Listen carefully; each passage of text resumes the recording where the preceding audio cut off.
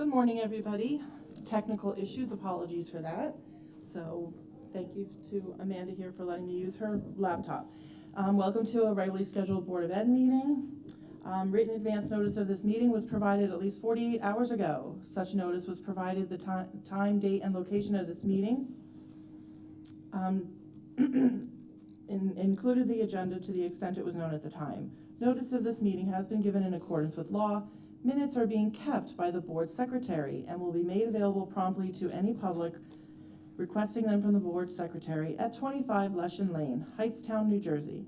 Minutes will be provided at cost and in accordance with board policy. I know that's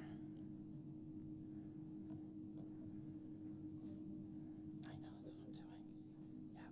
Are there any board members present who believe this meeting to be in violation of the Open Public Meeting Act? There being none, we may proceed. In compliance with the fire code of the state of New Jersey, I call your attention to the emergency exits for this room, which are located behind you and to both sides of the cafeteria. Okay. Please stand for the Pledge of Allegiance. I pledge allegiance to the flag of the United States of America and to the republic for which it stands, one nation, under God, indivisible, with liberty and justice for all. Item C.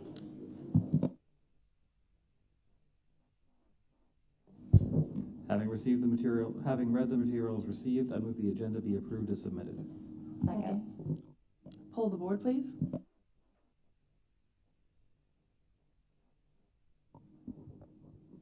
Ms. Concepcion. Yes. Ms. Drake. Yes. Ms. LaRusso. Yes. Mr. Laverty. Yes. Ms. Patel. Yes. Mr. Weeks. Yes. Ms. Lands. Yes. Item D.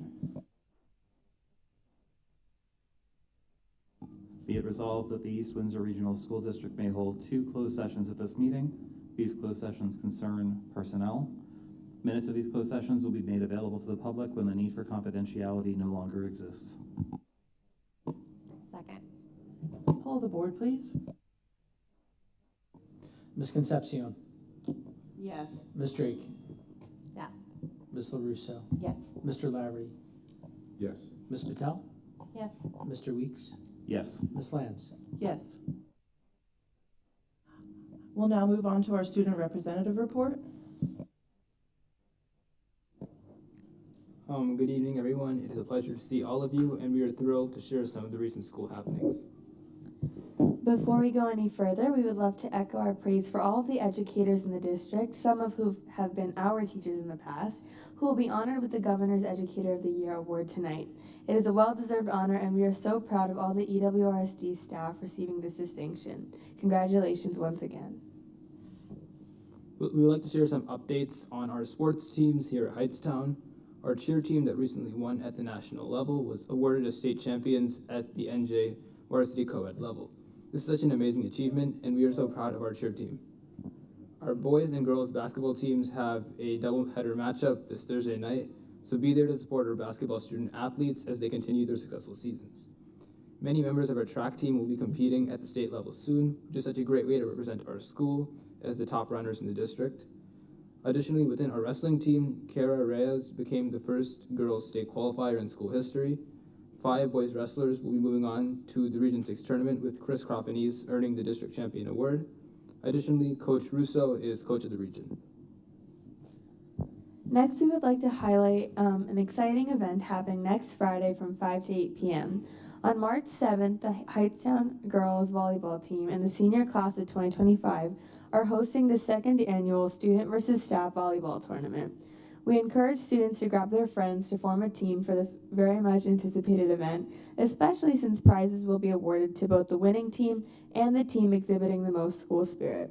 If any student have any questions, please reach out to Ms. Shino or Mr. Bucci, but if not, fill out the registration in the form found in the daily announcements. For our student athletes, please understand that we are 2 weeks away from the spring sports season beginning.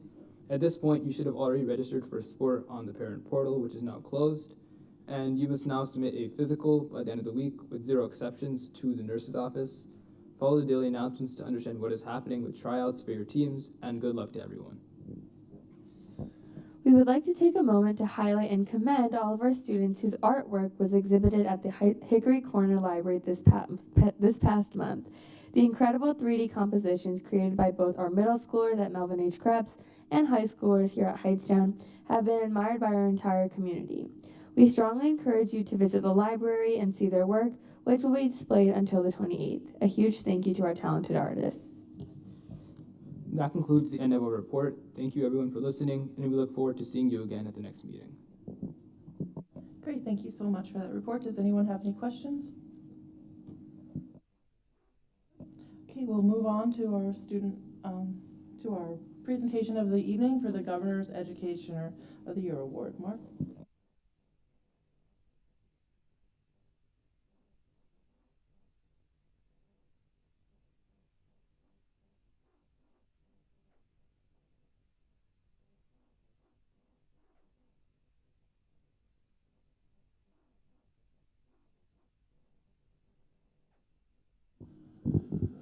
So good evening, everyone. My name is Mark Daniels. I'm the very proud superintendent of the East Windsor Regional School District.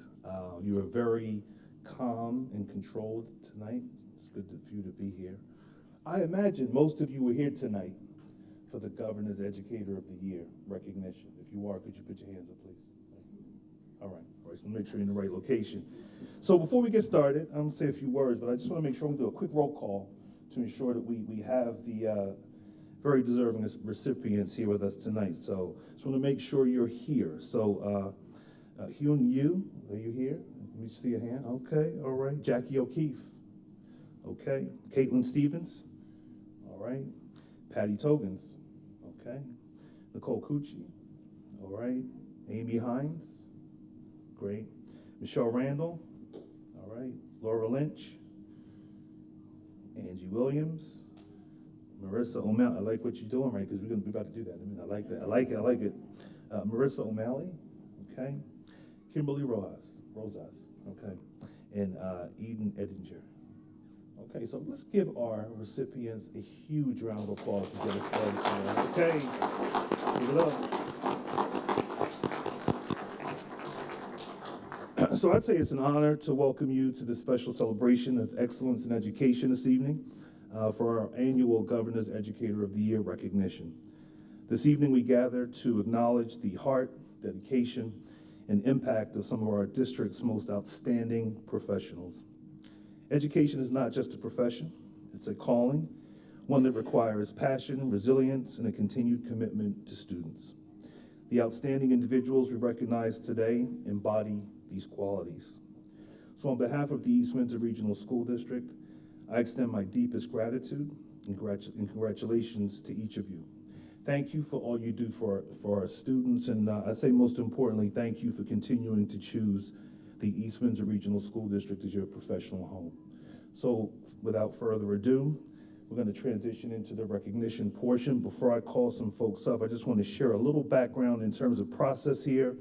You know, we have about 600 certificated staff members and about 300 or so other staff members in the district. So this is no small feat for the 12 individuals that we are highlighting tonight.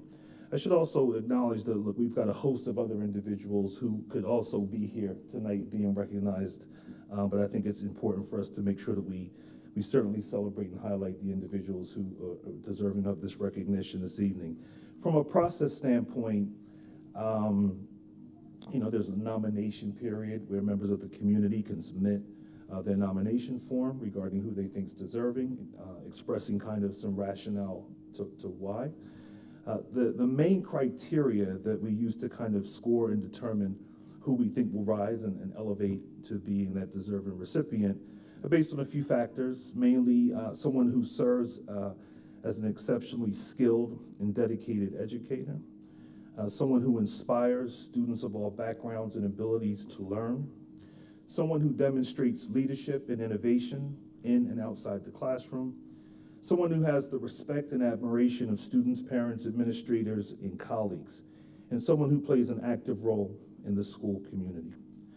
So with that said, I'm going to begin things this evening by starting with our Ethel McKnight School. I'm going to ask the principal, Ms. Nicole Folks, to come on up, and we will begin by recognizing Jackie O'Keefe.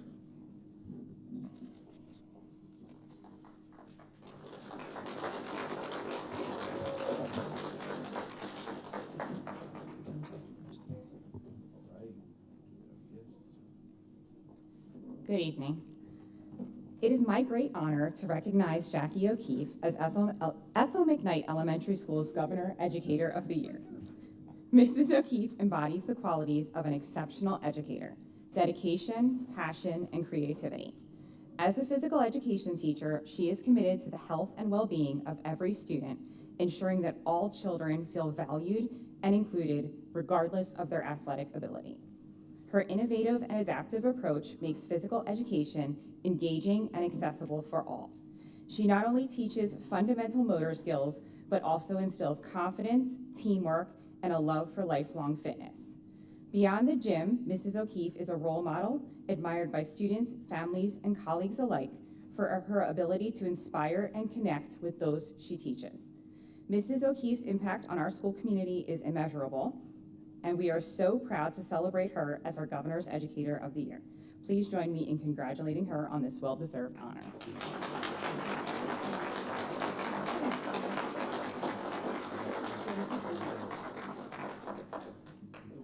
You know what I forgot to mention?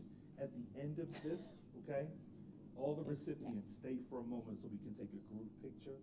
Are we doing individuals right now, or?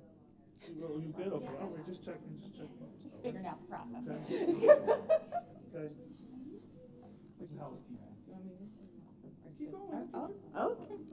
All right. Mrs. Yu, Hyun Yu. There you are. All right. It is my privilege to recognize Hyun Yu as Ethel McKnight Elementary School's Educational Services Professional of the Year. As an educational assistant, Mrs. Yu exemplifies dedication, intuition, and a true eagerness to grow. Though still early in her career, she approaches each day with the skill and insight of a seasoned professional.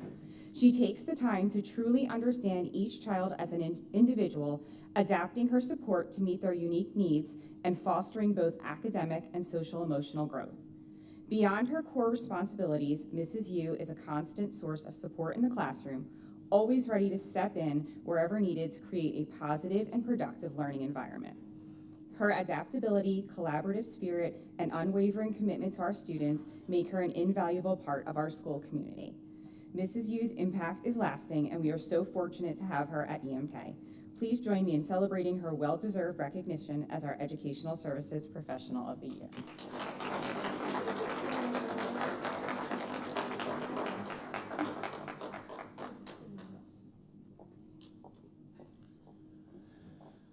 Okay, moving right along, we are transitioning to Walter C. Black. I'd like to call up the principal, Heather Gladkowski.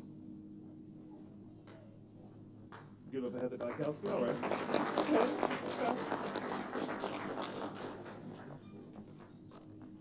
Okay, I'd like to welcome Amy Hines up to the podium. She's our Educational Specialist of the Year. Come on down.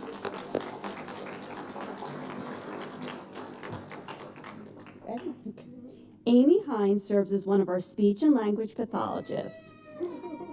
And that's her little daughter, Eleanor, back there. Her dedication, kindness, and expertise have made an incredible difference in the lives of so many children. Amy approaches every situation with a positive attitude and always manages to find the light, even in the most challenging moments. Her optimism is contagious, and her ability to lift others up is something we all admire. She's the type of person who is always willing to help and is always finding creative ways to support those around her. Amy takes the time to really get to know each student and creates individualized plans to meet their unique needs. Amy's a huge support to families as well. She keeps parents updated, offering guidance so they can support their children at home. Amy's dedication, compassion, and commitment to helping others makes her such a valuable part of our school community. Congratulations for this well-deserved honor.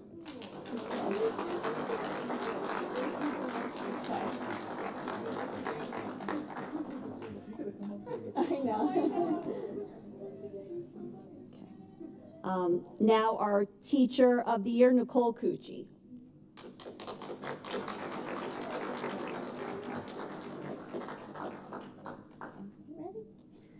Nicole Cucci is a basic skills teacher at the Walter C. Black School. She has been part of the East Windsor Regional School District for 24 years. Nikki goes out of her way to make sure every student feels supported and ready to learn, always finding ways to make learning fun and effective. Her use of creative strategies to help kids learn their letters and sounds, and her motivational techniques that include small rewards are just a few examples of why she's an exceptional teacher. Nikki is a valuable resource for her colleagues, always willing to share tips, ideas, and various materials. She is a Seesaw ambassador, and she is enrolled in the Wilson Training Program to become a Foundations coach. Finding ways to enhance instruction using ed tech like the Seesaw program is a passion of hers, and she willingly shares this knowledge with others. Additionally, she spends much of her own time learning how to help teachers with phonics and literacy instruction, showing her dedication to supporting our young students as they develop into readers. Nikki is a familiar face at our school events. She builds strong relationships with her students and ensures parents know how their children are doing in school and how they can help at home. She is an incredible teacher, a supportive colleague, and a true asset to our school community. Congratulations on this accomplishment.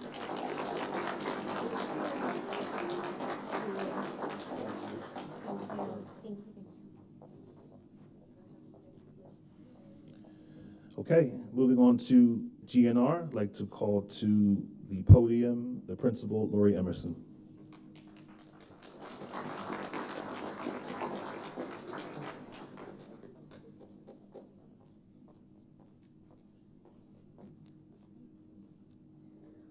Okay, Caitlin Stevens.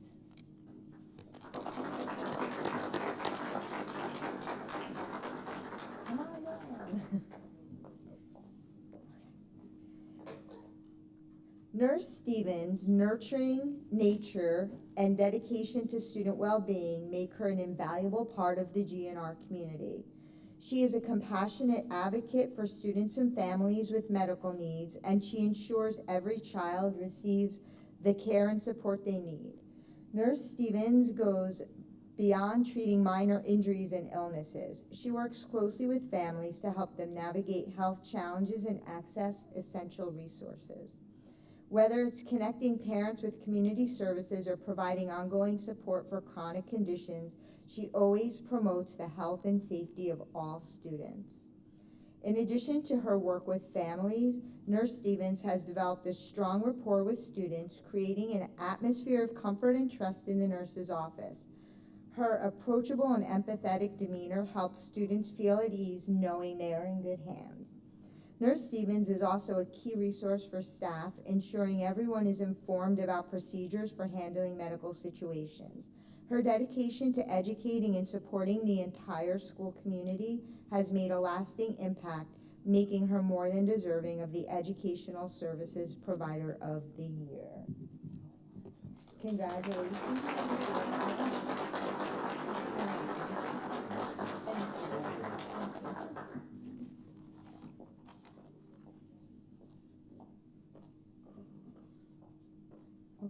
And Mrs. Togans, our Teacher of the Year. Come on up.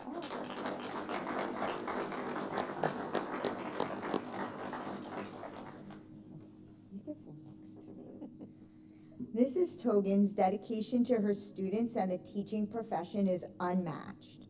She is committed to creating a nurturing and inspiring learning environment and is especially passionate about teaching reading and developing students' foundational reading skills.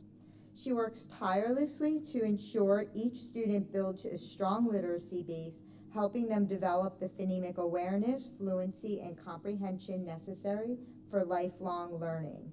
Going above and beyond, she provides one-on-one support and tailors her strategies to meet individual needs and fosters confidence in her students so they take the risks they need to learn to read and become readers. Beyond the classroom, Mrs. Togans plays an essential role in supporting her colleagues. She frequently provides professional development focused on foundational reading instruction, sharing innovative methods and best practices that enhance literacy school-wide. As a member of our school's Intervention and Referral Services Committee, she offers suggestions and strategies for teachers to use with their students who are struggling readers. Always available to help her colleagues, she is a trusted mentor who offers guidance and encouragement whenever needed. Her unwavering commitment to excellence and her supportive nature have made her an invaluable leader in the GNR school community, truly deserving of the Governor's Educator of the Year recognition.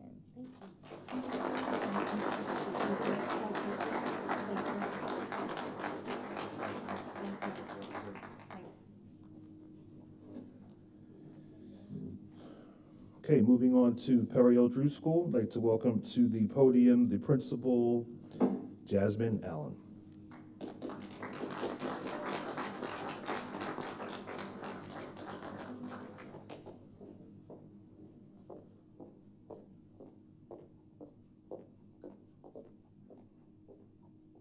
Good evening, everyone. Could I please have Miss Laura Lynch come to the podium?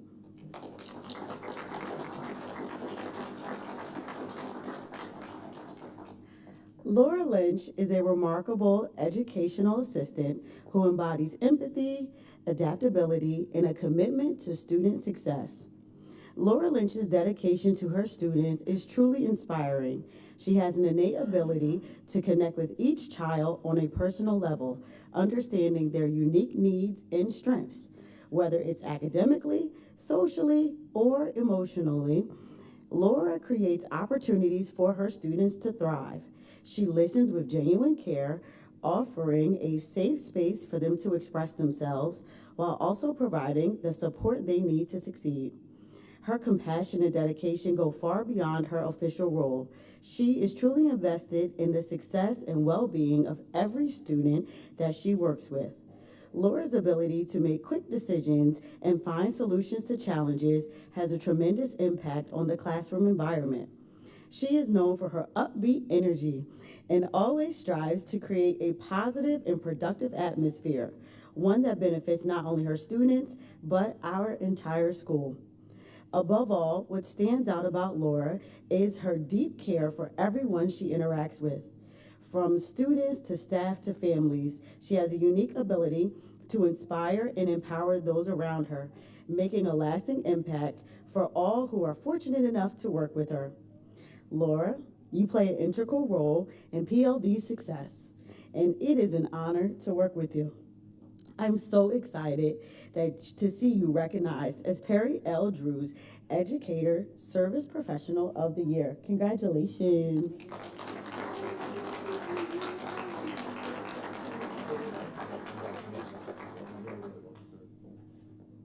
Could I please have Miss Michelle Randall come to the podium?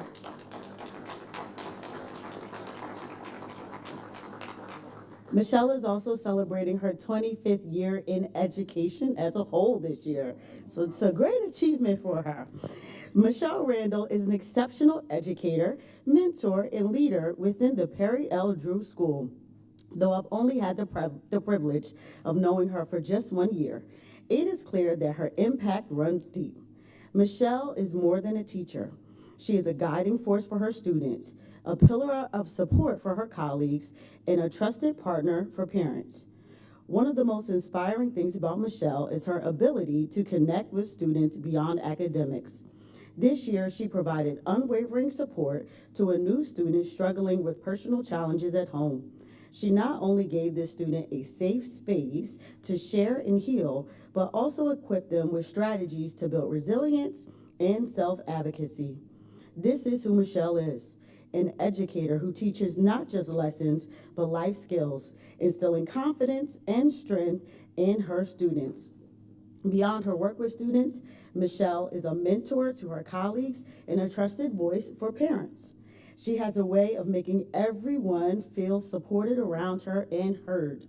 Whether she's helping a fellow teacher navigate a challenge, offering guidance to a student going through a difficult time, reassuring a parent with thoughtful advice, or planning an unforgettable 5th grade event, Michelle leads with compassion and wisdom. She doesn't just do her job, she invests in the success of those around her, always striving to lift others up. Michelle, you are the kind of educator who makes a lasting impact, not just for the school year, but for a lifetime. It is with great pride and admiration that we celebrate Mrs. Michelle Randall as Drew School's Teacher of the Year. Congratulations.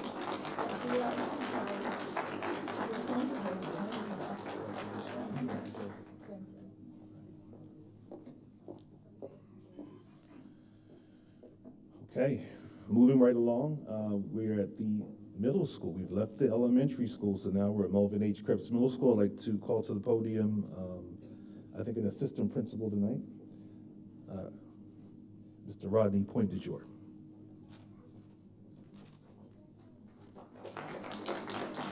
Oh, thank you. Good evening. I would like to call up Angela Williams.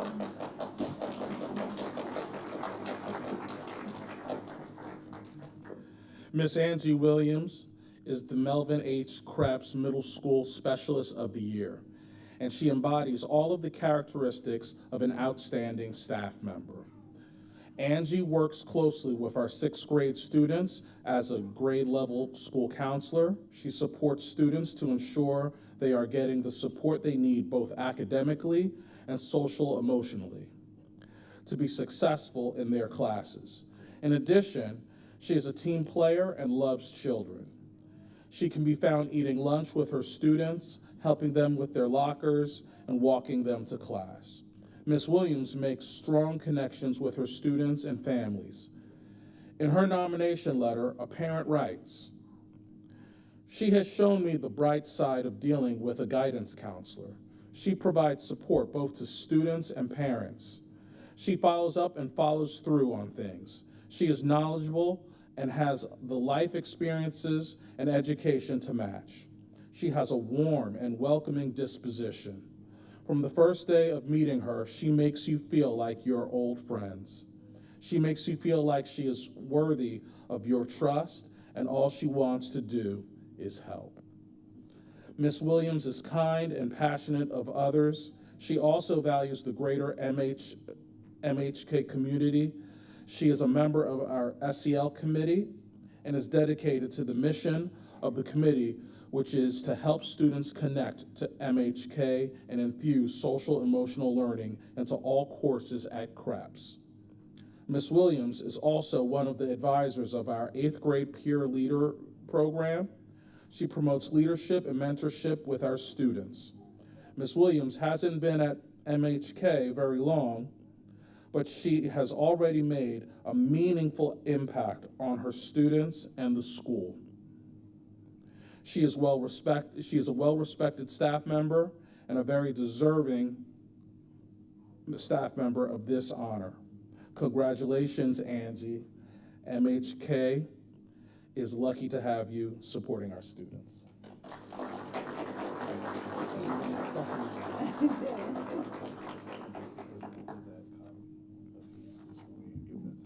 Oh, I'm sorry.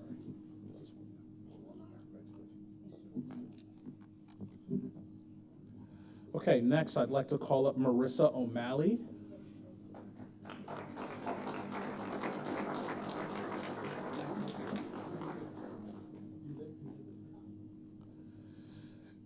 Mrs. O'Malley can be seen welcoming students into the building every day.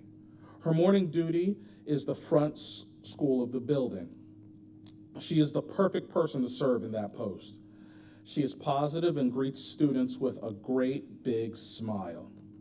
She has served the students of East Windsor Regional School District since 2018 at Melvin H. Krebs Middle School. Ms. O'Malley has spent her time in the district as a special education teacher. Over the years, she has taught a variety of science courses, including in-class support, out-of-class replacement, and LLD classes. She enjoys working with this special population of students. Over the years, her colleagues, supervisors, and administrators have commended her for the following: designing creative lessons that meet the needs of her students, meeting with students during her lunch and academic support to provide them with extra help and reteach concepts. Serving on the Intervention and Referral Services Committee. She volunteers her time to be an advocate and mentor for MHK students. She is an asset to the committee and comes up with various ways to help students. Being inclusive of all students and staff at MHK. Working with new staff members as a mentor. Her work ethic is truly unmatched, and her commitment to student success is evident in every aspect of her teaching practice. Mrs. O'Malley is a valuable member of the MHK community. She cares about her students and goes above and beyond for the greater community. We are lucky to have her serving the students at CREPS. Marissa, we are proud that you represent MHK at this year's Governor's Teacher Year Awards. This is for you.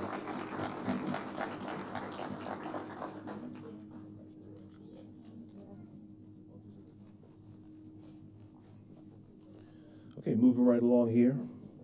Last but not least, we are at the high school. Hightstown High School Principal, Dennis Vinson.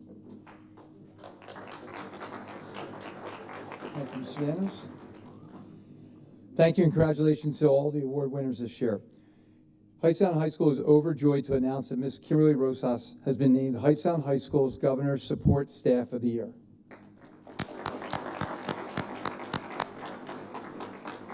Kim is an invaluable member of our child study team, whose professionalism, dedication, and innovation has made a lasting impact on our students, families, and school community.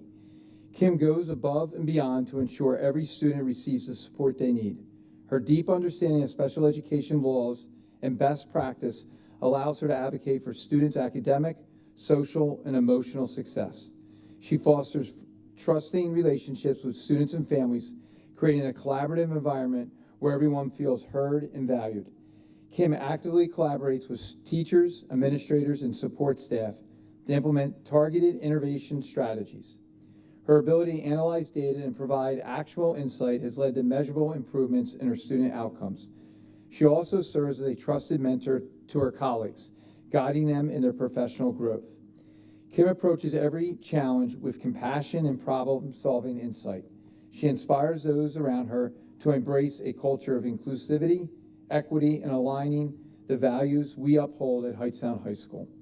Whether managing challenging caseloads, navigating complex parent interactions, and addressing departmental changes, Kim handles every situation with professionalism and grace. Her unwavering commitment to the students never falters, even in the face of adversity. Kim actively engages in professional development, community outreach, staying ahead of emerging trends to better serve her students. She also supports our out-of-district placements and collaborates with the community therapists to provide comprehensive care. Kim understands what it means to be a dedicated professional in education. Her passion for her work, her kindness, and her support for our students and staff make her a very important part of Hightstown community. Congratulations, Kim, well deserved.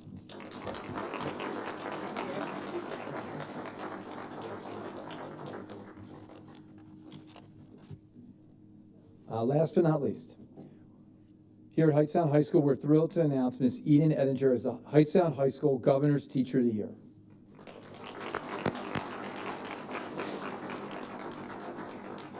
Eden embodies everything it means to be an exceptional educator: dedication, creativity, and profound commitment to our students' success.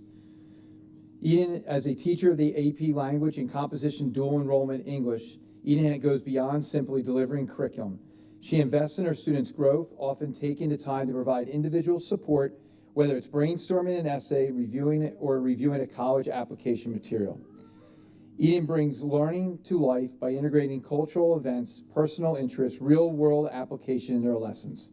From her reading challenges to collaborative writing exercises, her students are not only learning, but they're inspired to think critically and creatively. Eden is building a classroom environment where every student feels valued and supported. Her ability to provide constructive feedback and encouragement, self-reflection helps students develop academically and personally. Eden's impact is beyond her students. She plays a vital role in mentoring new teachers and fostering collaboration among her colleagues. Her willingness to share her expertise and support exemplifies her dedication to the teaching profession. Eden has asked her students to often describe her as a role model. She even is as a trusted friend. Many of her former students continue to seek her guidance, a testament to her lasting impression she makes on everyone. Eden's passion for teaching, coupled with her humility and selflessness, makes her a shining example of excellence in education. We're extremely proud to celebrate her. Thank you, Eden, on your well-deserved honor. All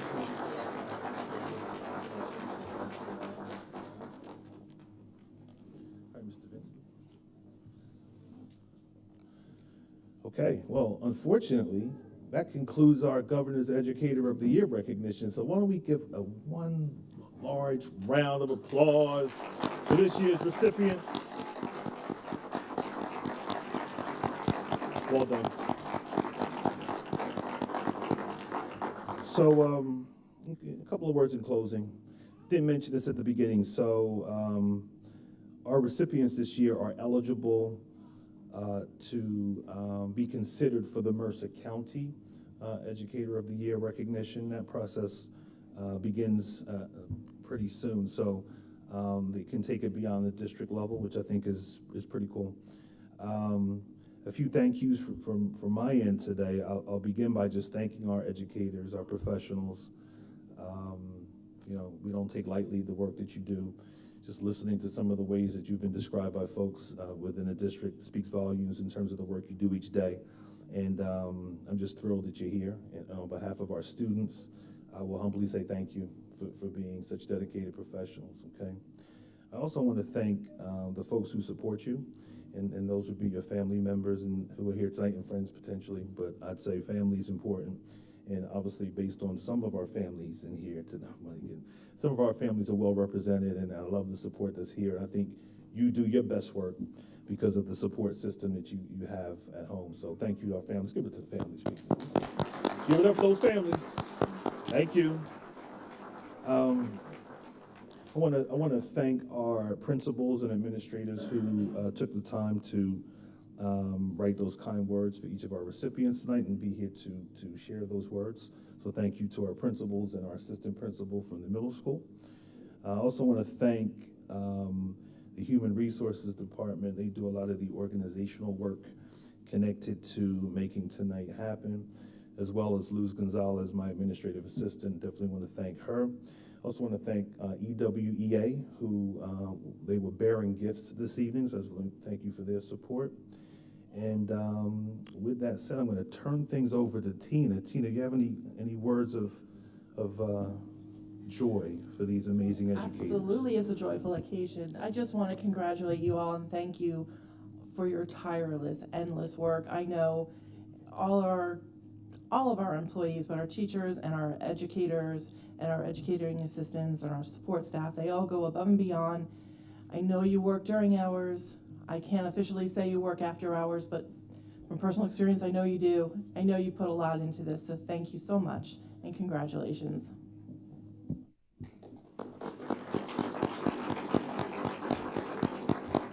Okay, so last thing that you need to do right now.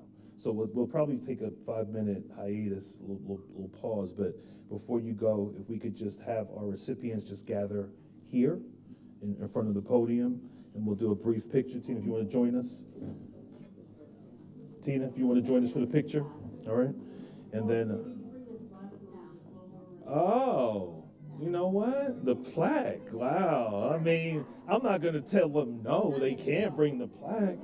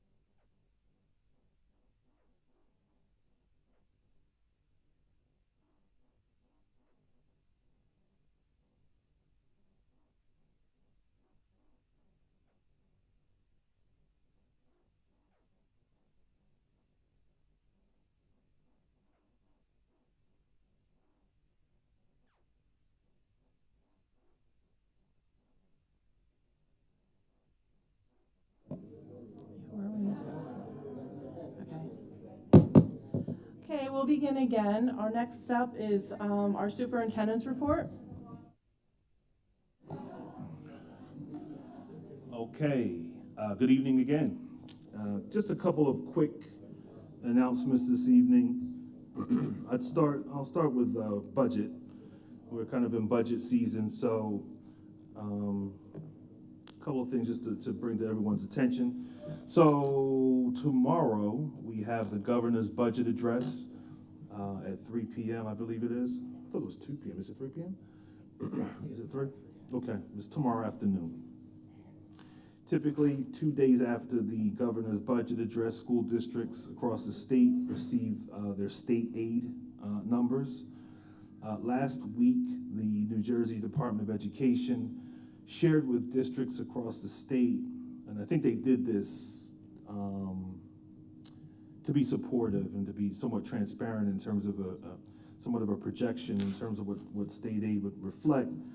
But they indicated that school districts should not anticipate receiving greater than a 3% reduction in state aid compared to the amount that they received for the 2024-25 school year.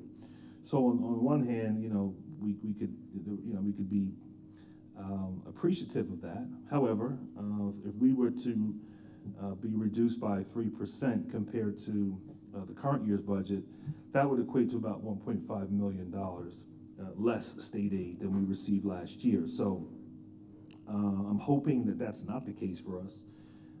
We've planned for a budget with flat aid for this year, anticipating that we're going to get a comparable amount that we received last year. So we'll find out in short order regarding the budget. Another update for tonight, just in terms of the middle school principal position. We've been in the process of interviewing candidates. Started with a pool of, we had about over 60 applicants, but I screened about 12 applicants. We brought in 8 individuals to meet with a committee last week. Excuse me. The next phase in the process is to invite about 3 or 4 individuals back in to identify a final candidate. So the goal will be to have a recommendation for the board at the March 10th meeting. And with that, it concludes my report. Thank you.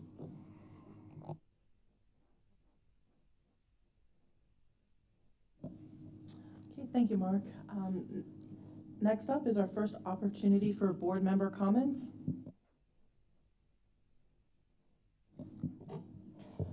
I just wanted to thank all of the teachers and staff that were at the high school conferences on Thursday. The weather was terrible.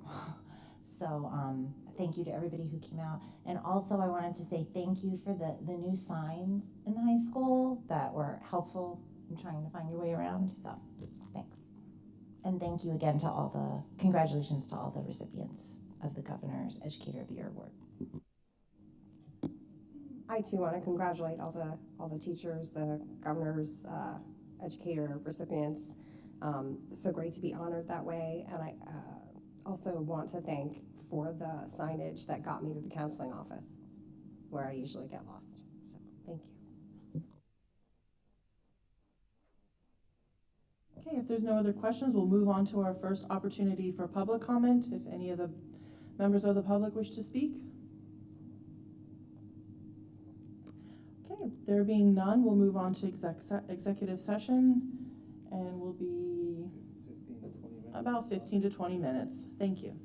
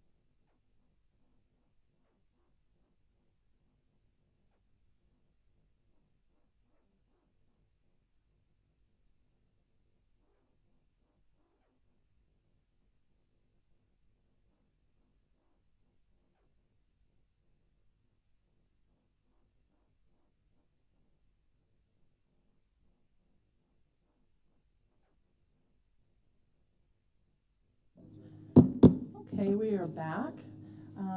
Next up on the agenda is old business.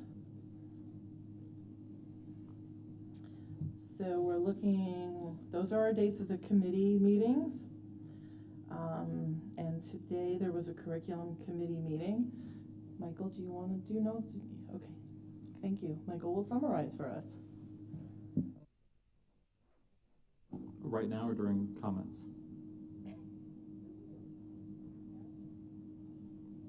You do it now? So the curriculum meeting, or curriculum committee met tonight with the supervisors, and we went over the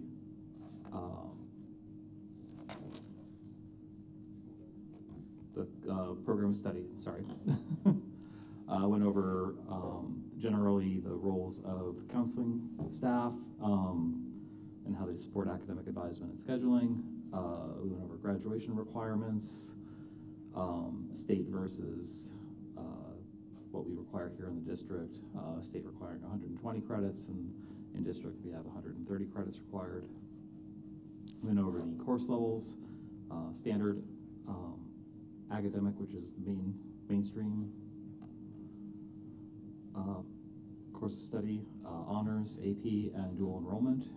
We went over ESL and SEI course offerings, sheltered classes, special education, the student appeal process relating to opportunities for students to challenge their recommended course levels, either to move into a higher level than they were assessed for, or to drop back into a lower level. We went over requirements for athletics and NJSIAA participation. We went over course requirements and electives, new course offerings, which are pretty exciting. There's new English offerings with children's literature, an updated version, an Epic Tales class, which was a student request, poetry, the art of language, which was also driven by student request. There are a couple of excellent and timely social studies classes being offered in the district that are going to tie into the election cycle in the fall, related to New Jersey specifically, but also civics related to the separation of the different branches of the government. There is a new offering in computer science for at the intro level for programming in C#, and we learned that they're going to be keeping the computer science classes out of an AP track so that as many people as possible are able to enroll and participate in those classes. There's also 2 new performing arts classes. There's now a high school orchestra, thanks to the growth of that program over the years since it being introduced. And now we also have an advanced rock band, 2 sessions, spring and fall, or fall and spring, right? We're also expanding the business curriculum with an intro to financial lit in 9th and 10th grade, intro to business, which I think that's what they're splitting that to be a full year between the intro to financial literature and intro to business. There's personal business finance for 11th and 12th graders, and then they're changing the intro to Excel class to be an intro to spreadsheets class to ensure that people are covering off on all of the available spreadsheet tools out there, like Google Sheets, which is being used in the district. So we also went over the roller coaster planning they're using for electives because of concerns over the number of electives we have, the opportunity for there to be not enough students enrolling in an elective each year if it's offered every year. So they're doing an odd, even schedule so people are able to plan 2 to, in some cases, 3 years ahead to take the electives that they want or need for what their course of study might be when they move into a secondary education. And I think that's about it. There's a lot of information again that wasn't directly covered, but in general. We also did talk through the science and math requirements, both from primarily around the acceleration process, so accelerated math trajectory or double accelerated math trajectory from middle school. There will be increased communication to parents regarding what that track looks like once a student does move into a double advanced level of math, how that impacts the classes they'll be required to take as they progress into high school, so that they're aware of the difficulty level and the increasing amount of complexity that they'll be facing. And then we also went over the science curriculum and we brought up that there were concerns regarding the chemistry and physics requirements once you are at that AP level, and that because we were treating this as a comprehensive district, and that schools are looking for people with a wide science-based approach. That's been the approach that we've taken as a district historically. Am I missing anything, Tina? No, I'm looking at my notes. I think you've got it all. The only notation I did have that might be, but I'm sure the people who are affected by it, the dual enrollment courses, the cost is increasing from 150 to 240. Yep. But 220. 220? It was 170. Was it 170 to 220? I think it was like a $50 increase. To 220. Okay, so my apologies. I wrote it down wrong. 150 to 220. And that's all the extra I have.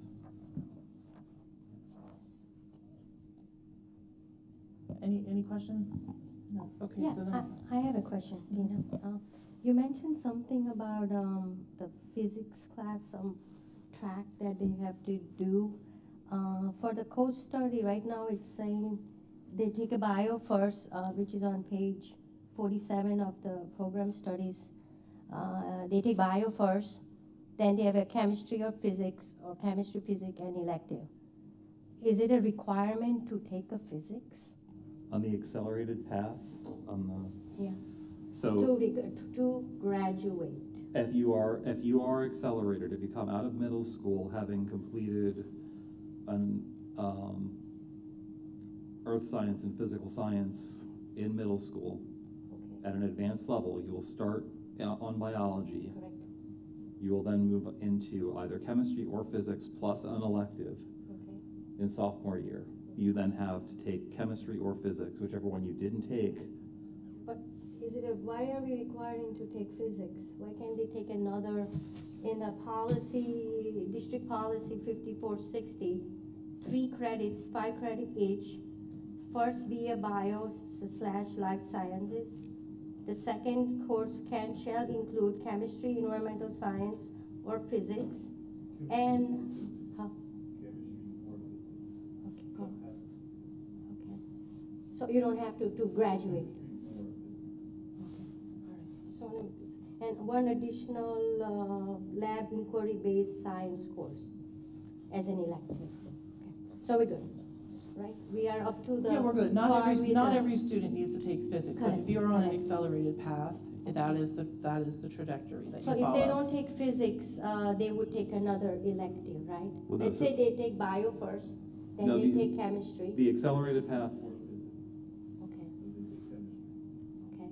And then the third year would be elective. Let's say they don't want to take physics because they're not on that track. Because physics would be someone who's doing that type of expertise, that skill set they would need in college year. So- Some, like my kid wouldn't need physics because she's going to the business track. Yeah. On the accelerated path, Okay. it's for middle school, starting in middle school all the way through high school, although we can checkpoints, there's checkpoints along the way. The student has a choice in continuing in the high school.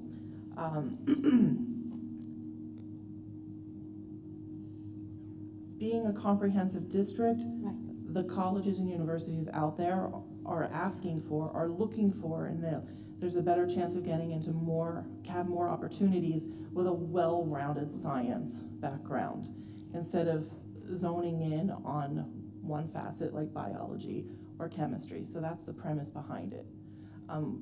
Again, it's been said, we as a board can discuss this if we want to change anything, but it's been this way for quite some time, and our students being accepted to colleges and universities have increased over the years a lot based on what our acceptance rates were before we put this into place as a district. So that's kind of the history behind that. So it ties with our district policy then? It does, because the district policy is 54-60. at least. Yes.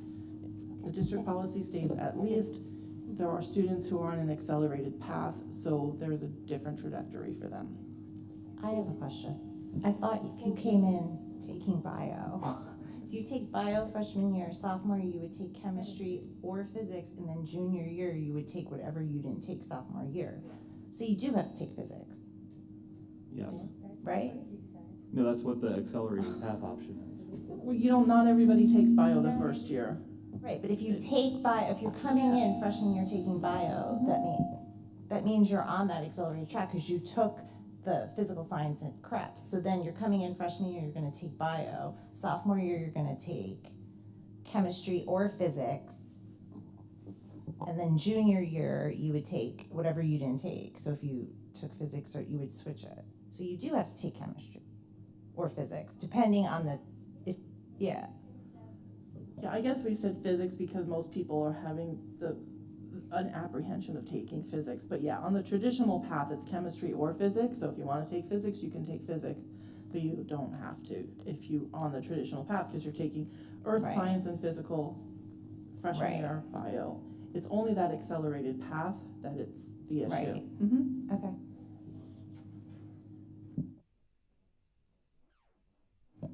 Any other questions?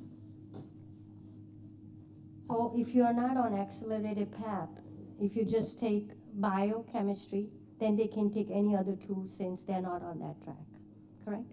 And it doesn't disturb that graduating requirements of number of credits they need for science to graduate, correct?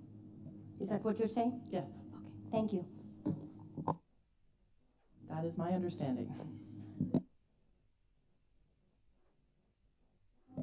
Sandy, I'm sorry, can you come to the mic? Thank you. If you are not on the accelerated track freshman year, you would take one semester of earth, 1 semester of physical science. Sophomore year, you would take biology. Junior year, you would take chem or physics of your choice, or both, whatever you wanted at that point. So that's why, so if you're accelerated, you would have bio freshman year. If you're not accelerated, you would have earth physical freshman year. I just didn't want to make sure on the record that we weren't saying accelerated was both bio as well as non-accelerated for bio freshman year.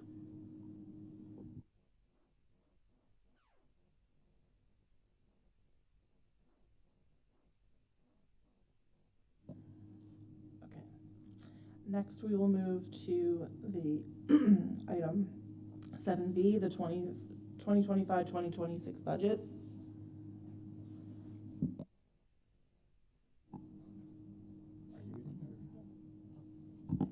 That's really just regurgitating what I shared during my superintendent's report. Just for the mere fact that it's timely, and the broadcast that the DOE shared last week regarding the communication connected to no more than 3% reduction compared to this year's current state aid allotment. Just wanted to make sure that the board was fully aware of that. So it could be a non-issue for us, but if there will be a reduction, it will not exceed 3% compared to the state aid that we receive for the current school year. All right, and the other information on there is just connected to the governor's address, state aid assignments that will come out 48 hours later, And then March 10th will be the initial adoption of our budget. So that'll be our budget presentation at night, Paul, March 10th? Yes. So March 10th board meeting will be our initial presentation regarding the 25-26 budget. Any questions? Yeah, I have a question. Let's assume they are doing the reduction of the 3%. I'm assuming not. How does it affect our budget that we have already projected? Like what would be taken out or what would be reduced? Or do we have excess reserve to cover our deficit? I'm just saying, what if with a lot of stuff happening right now? I'm just saying, what happens to us? If there is a 3% reduction, then we would have to identify the $1.5 million that we've already kind of allocated for the budget. So there's a few things we can take a look at as it relates to some, we've got some proposed staffing positions, new FTE positions. We've got, cost savings that may come through attrition with people retiring, and then us determining whether or not we need to replace those positions. So it will be an exercise in determining what that will be.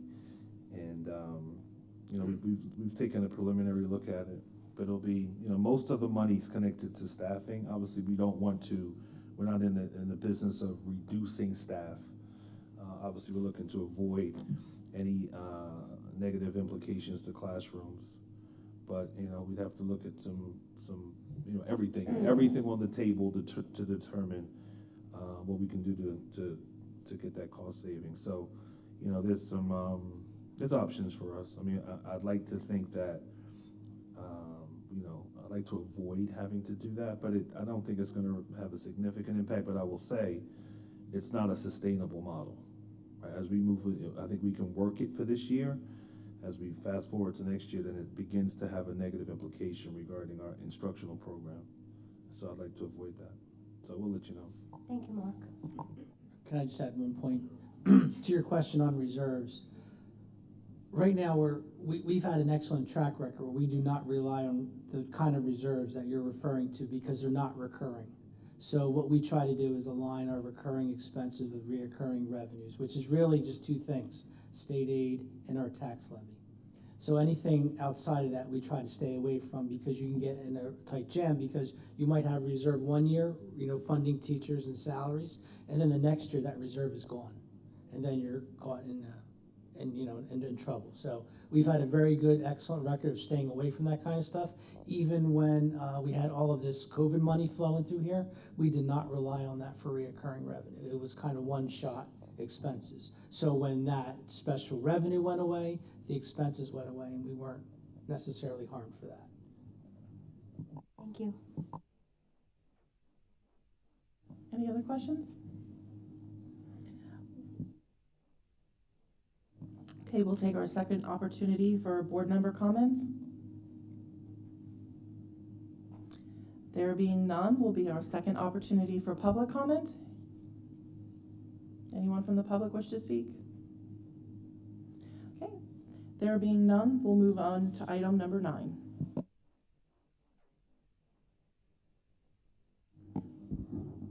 Motion to approve routine items by exception. Having read the materials received, I move that the board approve the routine agenda items as submitted. A, staffing for February 24th, 2025. B, HIB report from February 10th, 2025. C, approve remote board member attendance. D, approve new field trip sites for upcoming trips. E, approve Hightstown High School Science League uncompensated club. F, approve HHS Thespian Society uncompensated club. G, approve HHS Triathlon uncompensated club. H, approve travel and related expenses, virtual and in person. I, approve HHS overnight trip, Universal Studios, Orlando, Florida, April to May of 2025. J, approve HHS Program of Studies 2025 to 2026. K, approval competitive RFP process. L, out of district placement. M, co-op purchases. N, board meeting minutes for February 10th of 2025. O, executive session board minutes, February 10th of 2025. P, bill list of February 24th, 2025. Any questions? Second.